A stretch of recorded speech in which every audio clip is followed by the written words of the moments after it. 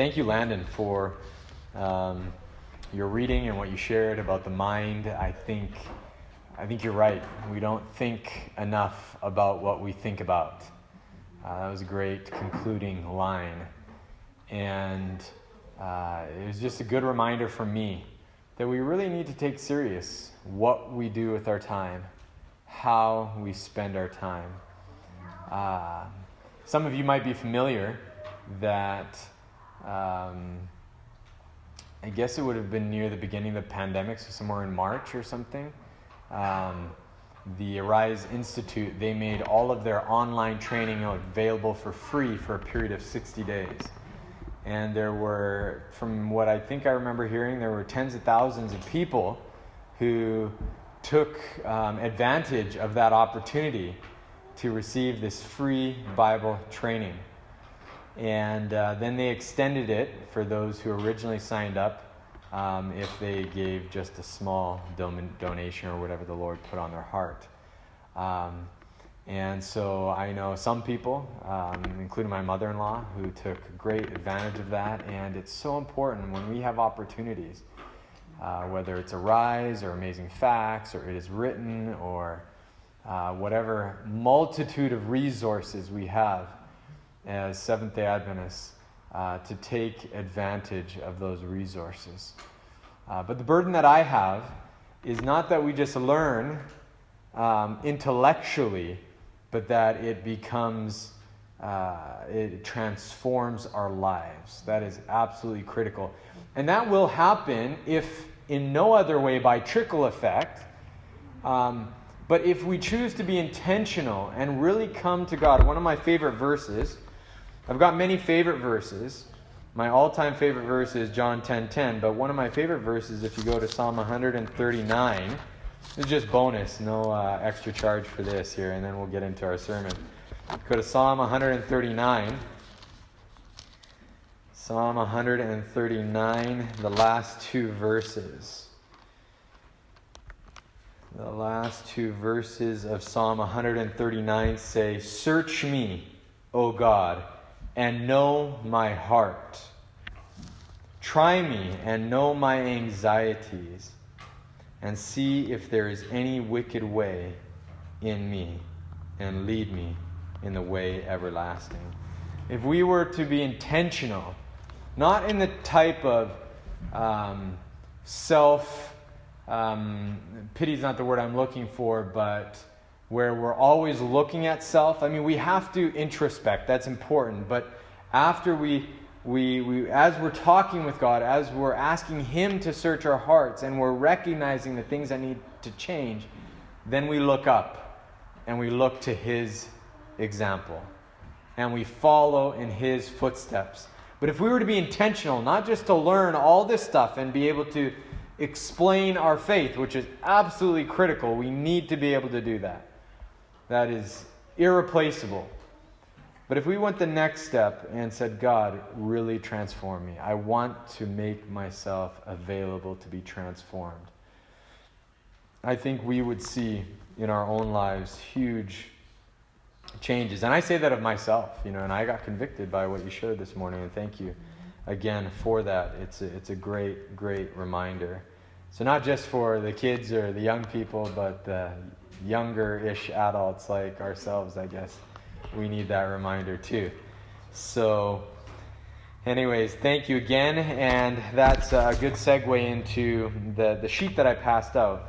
I really, really encourage you, if you want God to speak to your heart today, ask Him and say, "Speak, Lord, your servant is listening."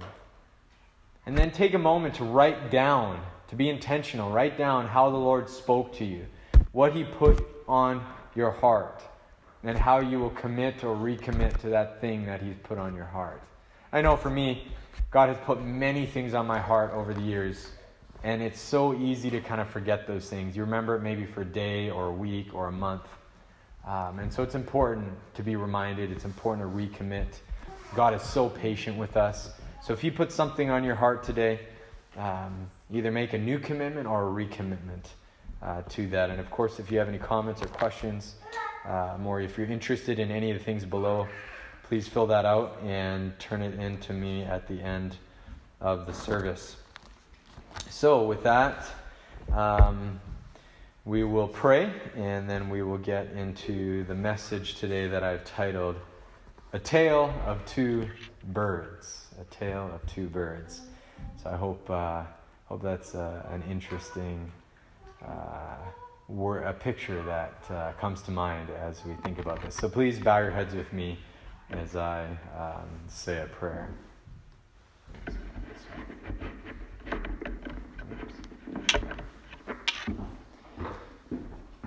Father in heaven, we just thank you for the opportunity to study your word, to reflect on spiritual things. We continue to be in a time where we're not able to quite interact the way that we normally did. We can't even worship quite the way that we normally did. But we're thankful that we can gather together.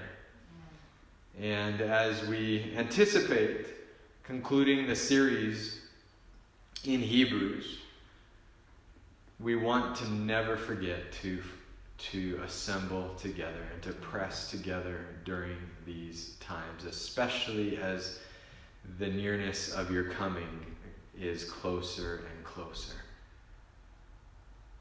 Father, help us never to take for granted the importance of worship, the importance of strengthening one another, and of assembling together, whether it's in homes or whether it's here in the church or in whatever manner, Lord. Help us to truly press together. And for those of us who are here this morning, we ask that you'd speak to us, that you would be our teacher and our guide in a very near and special way. Father God, we pray for those who are not with us this morning. For one reason or another, we ask that you keep them safe, that you draw them close to you. Father, for those who perhaps haven't come and attended for a long time, or maybe have slidden away and have kind of lost hold on you, I pray for them. And I ask that you'd show us how we can be more active in reaching out to those around us. So God, be with us now. We ask again that you be our teacher and our guide, that you pour out your Holy Spirit on us. We're not worthy, but we're desperately in need. In Jesus' name we pray. Amen.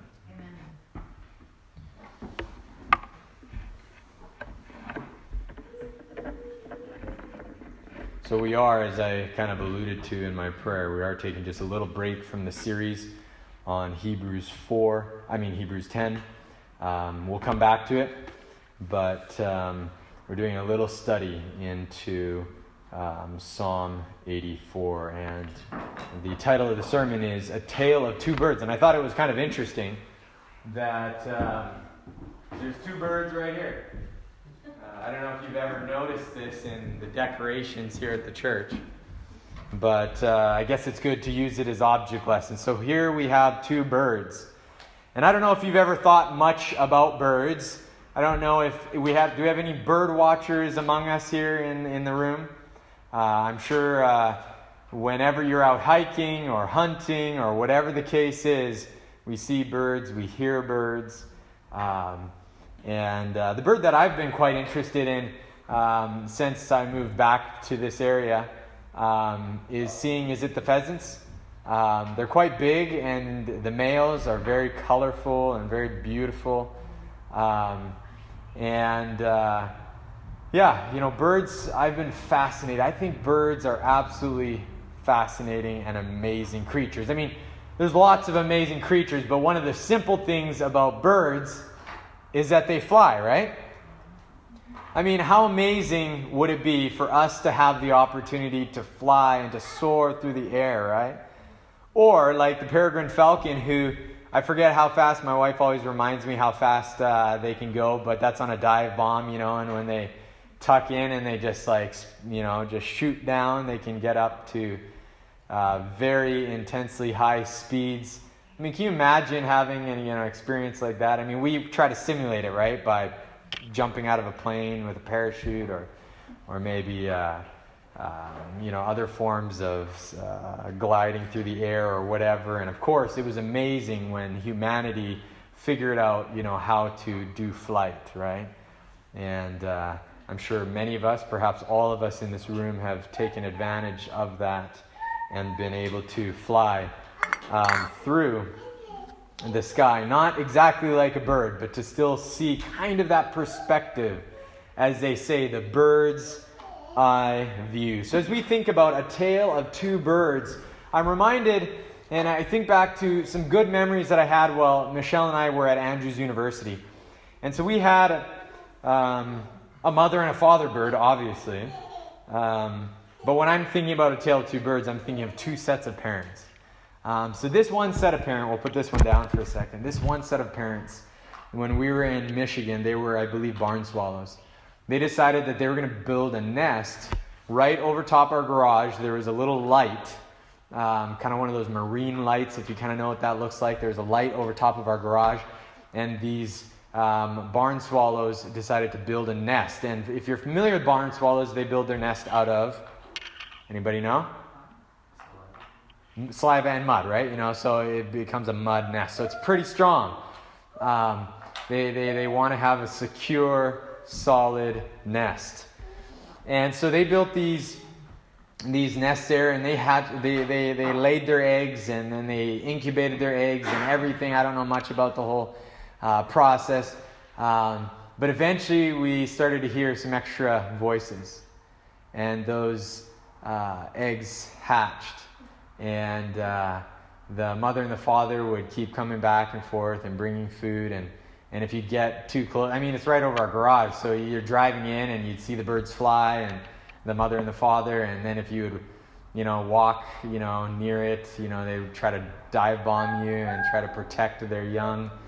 And then eventually we got to see them. I don't remember. I don't know if Michelle saw, but you could see they were getting ready to jump out of the nest. I don't think I ever saw it actually happen, but I think the term is to fledge, right?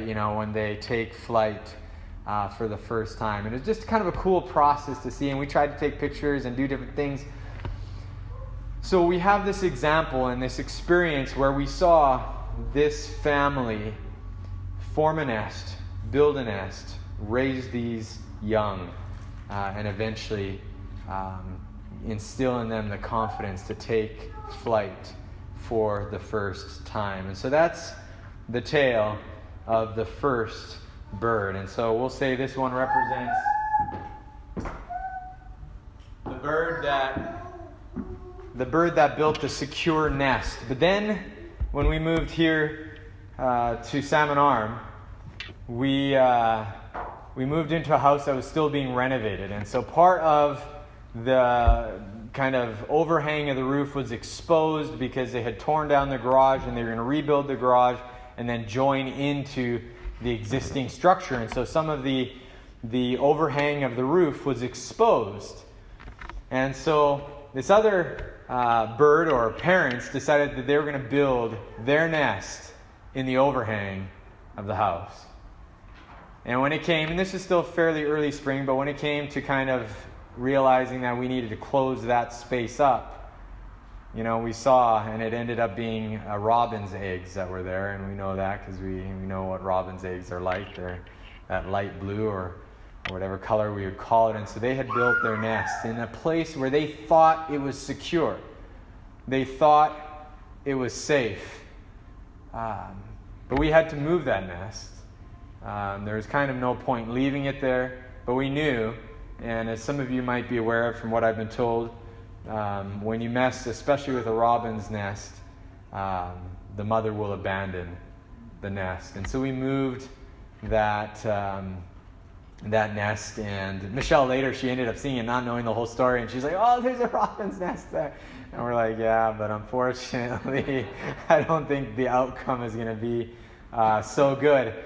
And so that's the second tale of the two birds. And so that other family, they built their nest. They thought it was a safe place. They thought it was a secure place. But in the end, it wasn't as safe or secure as they needed or as they hoped. So just kind of like, this is a bit kind of a precarious place to put that ornament. Hopefully we're not going to drop it or break it. They didn't have that secure place that they needed. And that leads us to the point that we want to discuss and establish in our study this morning.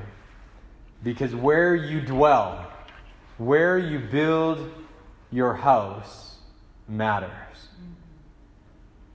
If it's a safe and secure place, and even better, if it's a place that has a protector and has the right protector, we can have total confidence and total trust. I mean, we know the story in the New Testament of the men. One built their house on, the rock. Then the other built their house on the sand. And when the rain came, one house stood firm. One house, and the owner of that house, the occupants of that house, would have had confidence when the storm came. Security and trust and no fear or anxiety when the rains came. But for the person who wanted that beachfront view and didn't have a good foundation, when the rains came, the sand started to erode and that house collapsed. So where you dwell, where you build your house matters. If it's safe, if it's secure, and even better, if you have the right protector, you can have total confidence and trust. And that's the experience that God wants us to have. So the question is, where are you dwelling? Where are you building your house? Is it a safe place?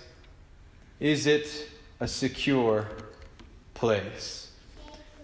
Turn with me to Psalm 84, or Psalm 84. And we're going to go through this entire chapter, 12 verses, and we're going to begin in verses 1 to 3. And here we're going to see this word picture of some birds that built their house in a secure place, in a safe place.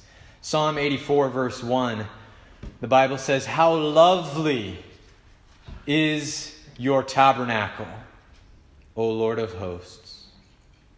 My soul longs, yes, even faints, for the courts of the Lord." So we've already seen two analogies to a dwelling place, to a place of beauty, to a place of safety, to a place where God is, His tabernacle, His courts. My heart and my flesh cry out. So this is Psalm 84. Now we're in the end part of verse 2. My heart and my flesh cry out for the living God. Even the sparrow has found a home, and the swallow a nest for herself, where she may lay her young. Even your altars, O Lord, my King and my God. So I haven't carefully studied that passage, but the way I read it and the way I understand it, if it's correct, is that these birds have even found a dwelling place in the house of God.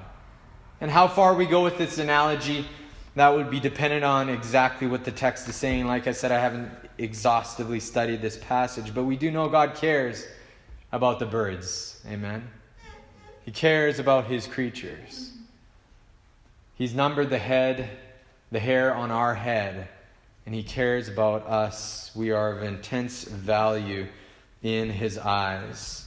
Even the sparrow has found a home, has found a safe place.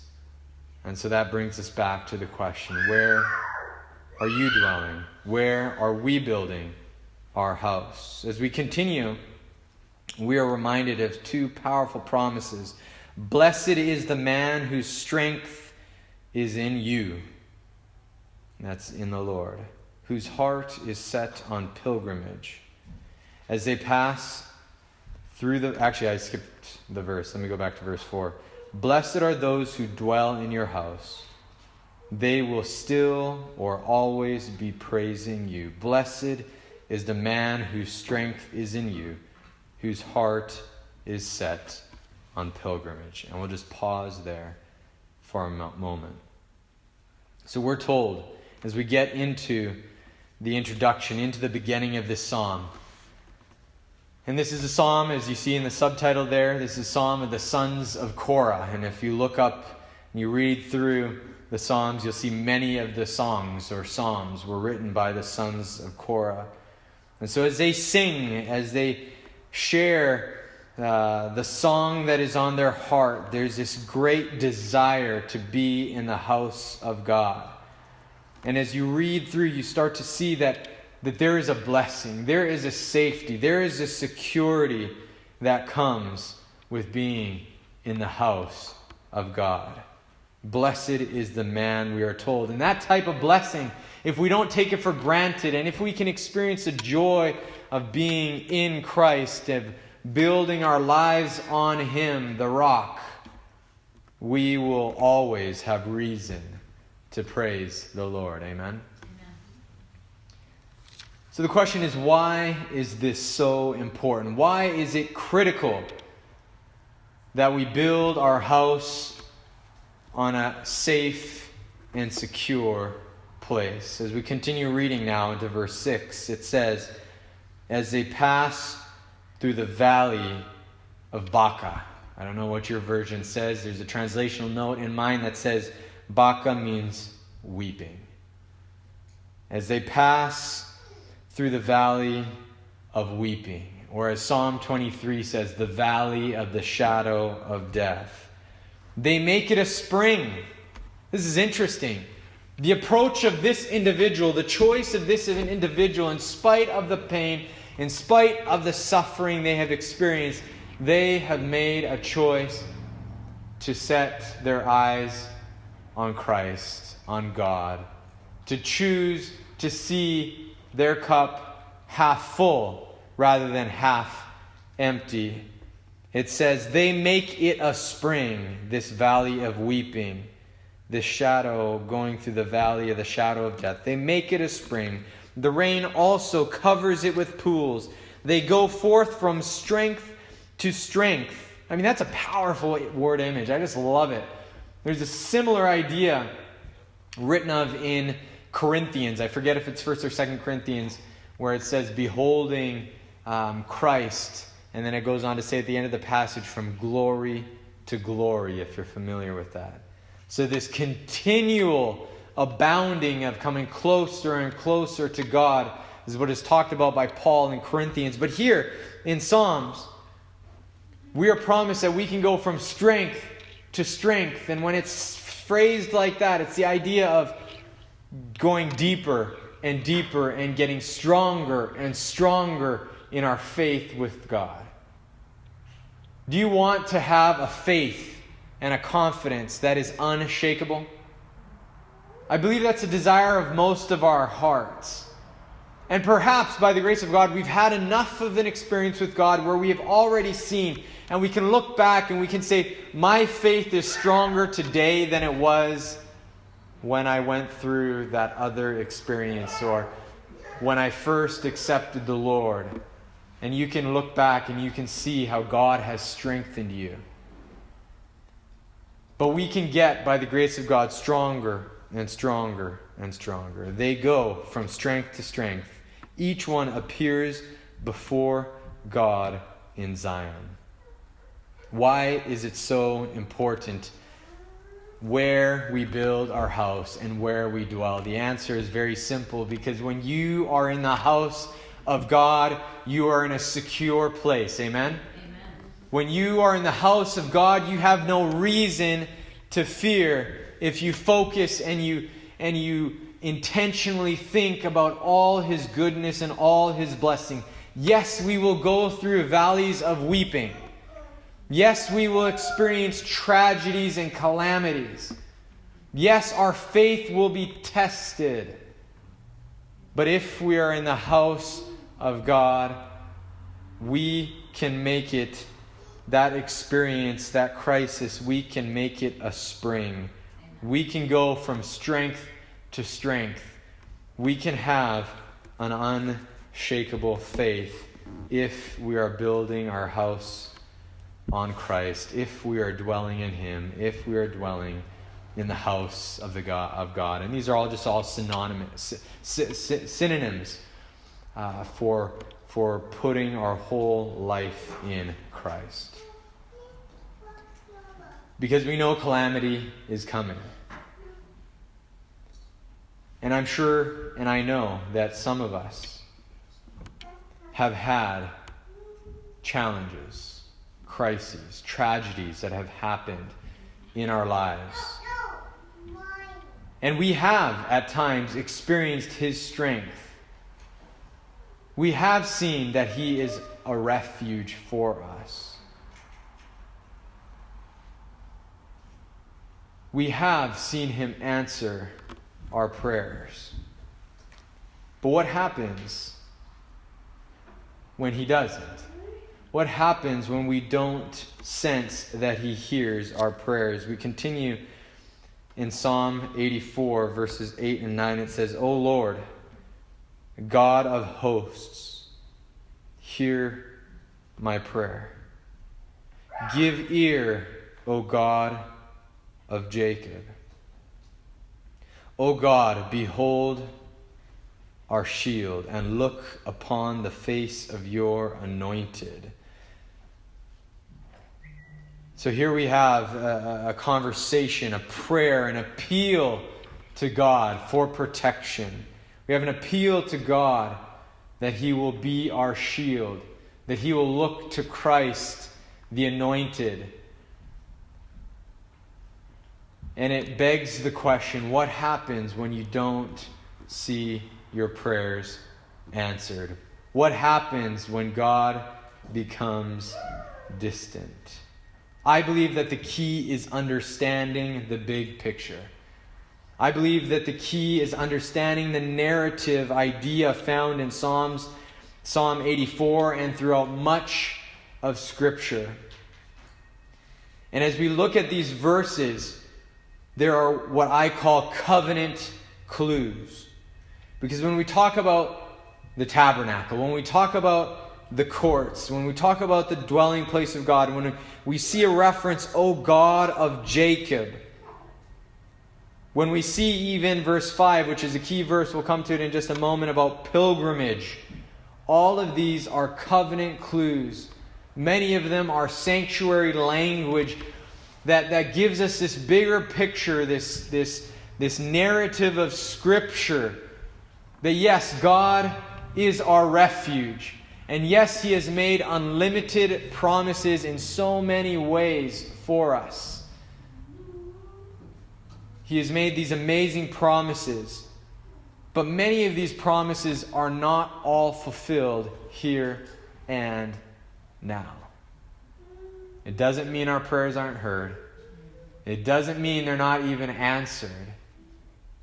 It just means there's a bigger picture that we must understand. And we know that especially because of the last part of verse 5. It says, Blessed is the man whose strength is in you, whose heart is set on pilgrimage. That clue should take us back to Father Abraham. We sing the song, right? Father Abraham had many sons, right? Many sons had Father Abraham, the great patriarch who God established an amazing covenant with. Let's go look. We will look at the covenant, but let's first look back to this pilgrimage idea. And we look at it by looking at Hebrews chapter 11. Hebrews chapter 11, the faith chapter. And we'll begin in verse 8. Hebrews chapter 11 and verse 8. The Bible says, By faith Abraham obeyed when he was called to go out to the place which he would receive as an inheritance. And he went out, not knowing where he was going. By faith he dwelt in the land of promise, as in a foreign country, dwelling in tents with Isaac and Jacob, the heirs with him of the same promise. The promise is the covenant.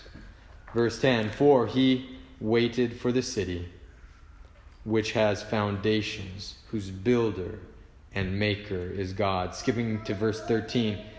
These all died. Listen to this carefully. These all died in faith, not having received the promises,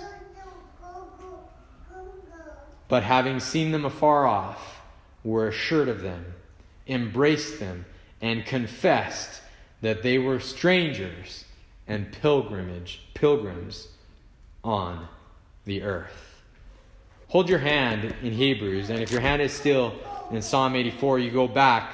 We see blessed, verse 5, is the man whose strength is in you, whose heart is set on pilgrimage. I think a lot of the times that we are discouraged and our faith is being shaken, it's because our mindset is not right. It's because we forget that we are pilgrims. It's because we're building our confidence in self and in our possessions and in our earthly accomplishments. It's because we're building our dwelling place on earth and not in the courts above and not in Jesus Christ. But if our hearts are set on pilgrimage, we can have blessings here and now.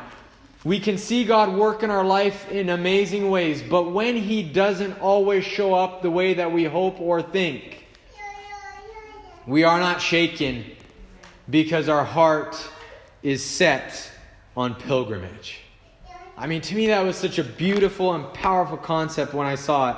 And we see it illustrated in the life of Abraham and the life of these men and women of faith referred to in Hebrews 11. It says again at the end of verse 13, they were strangers and pilgrims on the earth. They were not looking for an earthly city. It continues, for those who say such things declare plainly that they seek a homeland. And truly, if they had called to mind that country from which they had come, they would have had opportunity to return, opportunity to slide away, opportunity to lose faith and hope. But now they desire, verse 16, a better, that is a heavenly country. Is that your desire? Is that your hope? Yes. And therefore God is not ashamed to be called their God, for He has prepared a city for them. Beautiful thoughts, beautiful idea. And we think back to, and we can look it up quickly. Let's go to Genesis chapter 12. And we see this covenant that was made with Abraham. Genesis chapter 12, verses 1 to 3. We see the covenant that was made with Abraham. And it was truly a remarkable covenant, an amazing covenant. Genesis 12 verse 1 begins, now the Lord God said to Abraham, get out of your country, from your family, and from your father's house to a land I will show you. I will make you a great nation. I will bless you and make your name great. You shall be a blessing. I will bless those who bless you, and I will curse those who curse you. And in you all the families of the earth shall be blessed. At least two of those covenant promises were not experienced in Abraham's time. First and foremost, he died having a small heritage, a small number of children. He must have wondered, we know. And we see that later in chapter 15. Wondering, where are the kids? Where are the promise? How can I be a great nation without many children? And then that passage ends by saying, in you all the families of the earth shall be blessed. What would have that looked like for Abraham? Would he have seen that promise fulfilled? And I think we can say that the answer is likely no. And did Abraham ever doubt? We know he did, because if you go just and read the rest of the story between chapter 12 into chapter 15, we see the story of Hagar. And how he took, and Sarah suggested, and they took matters into their own hands to try to conceive, to try to answer the promises of God. And so there will be times where our faith will be tested and we will be tempted to doubt. So the question is, how do we keep trusting during those dark times, during those challenges, during the times when we are desiring with all our hearts that our prayer is being answered here and now? And I believe it comes back to this concept and to this question we've been asking. Where are you building your house? Where are you dwelling? And secondly, what is your mindset? Is your heart set on pilgrimage? If we are building our house and if we are abiding in Christ, and if our mindset is on a heavenly kingdom, we will have an unshakable faith. And we will be able to say, continuing the verse, the rest of this passage, Psalm 84 verse 10, "For a day in your courts is better than 1,000 elsewhere. I would rather be a doorkeeper in the house of my God than dwell in the tents of wickedness." We may see many things taken away from us, and if we happen to be, by the grace of God, those living before Jesus comes, not only will our faith be tested more severely than we could ever think or imagine, but we will see our freedoms taken from us. We will see the opportunity to worship evaporate before us. But we will remember that a day in the courts of Christ, of God, is better than 1,000 elsewhere. We will think and we will respond like Peter, who in John chapter 6 verse 68 said, "What alternative is there? To whom would we go?" Christ asked him the question, "Do you guys want to leave me too?" Look that passage up, John chapter 6 and verse 68, an amazing story. And Peter's response when Christ asked, "Do you want to leave me too?" He said, "Where would we go? What alternative is there?" And that is essentially the response of the psalmist. And he continues by saying in verse 11, Psalm 84 verse 11, "For the Lord God is a sun and shield. The Lord will give grace and glory. No good thing will he withhold from those who walk uprightly." Like the birds, like the tail of the two birds, if we dwell in a safe and secure place, our faith will be unshakable. Like Father Abraham, if our heart is set on pilgrimage, our faith will be unshakable. I want to read just a verse or a part of a passage from Steps to Christ. This is taken from page 96. I believe it's the chapter dealing with prayer. Steps to Christ, page 96. It says, "Another element of prevailing prayer is faith. He that cometh to God must believe that he is, and that he is a rewarder of them that diligently seek him." Hebrews 11 verse 6. Jesus said to his disciples, "What things soever ye desire, when ye pray, believe that ye receive them, and ye shall have them." Ellen White asks this question: do we take him at his word? The assurance is broad and unlimited. When we pray, our confidence in prayer and our confidence in our relationship with God needs to not be in the answers that we receive, but our confidence needs to be in the fact that we are dwelling in the house of the Lord. Our confidence needs to be in the fact that we see God's hand, even though we don't see our prayers answered the way that we hope, the way that we would wish. We can have an unshakable faith, for He is faithful who has promised. The chapter ends by saying, O Lord of hosts. It actually ends exactly the way it essentially begins. I'm going to show that to you. O Lord of hosts, blessed is the man who trusts in you. Let's go back to verse 1. How lovely is your tabernacle, O Lord of hosts. So we see that same expression. It's just flipped. It's just reversed. Look at it carefully. And the way I understand it is that if we choose to dwell in the house of the Lord, you and I will be that man, will be that woman who trusts in God no matter what happens around us. It is my prayer that we can have this experience and that we will be faithful until the end. So again, we're going to close with prayer. But if you've had an opportunity and God has spoken to your heart in some way, please make a commitment. Please make a recommitment. If there's anything that you want to write down and share with me, or are interested in anything listed below, please feel free to fill that out.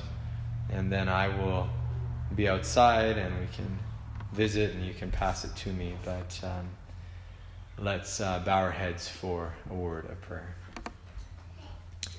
Father in heaven, we thank you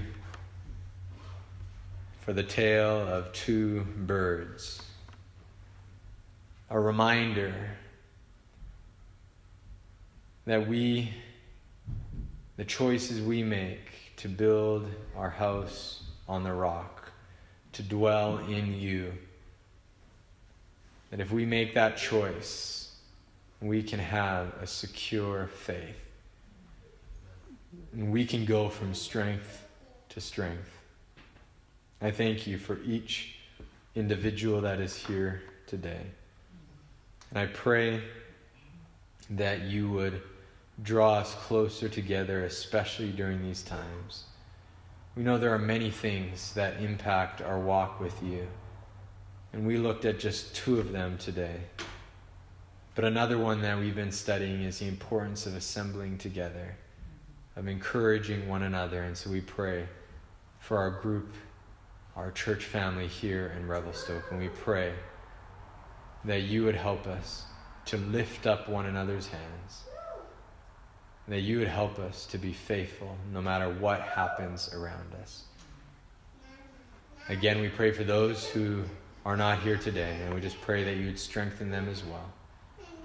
Be with us as we go to our homes, our earthly homes, but help us to remember that you have a heavenly home waiting for us, and help our minds, our hearts to be set on pilgrimage is our prayer. In Jesus' name we pray. Amen. God bless each and every one of you. I think we'll be back the last Sabbath of the month. So we look forward to seeing you then. And I am going to put this recording up on the internet. So I'll probably send out an email or post something on the Facebook page, which I know most of you are familiar with. So God bless you. Have a wonderful rest of your Sabbath.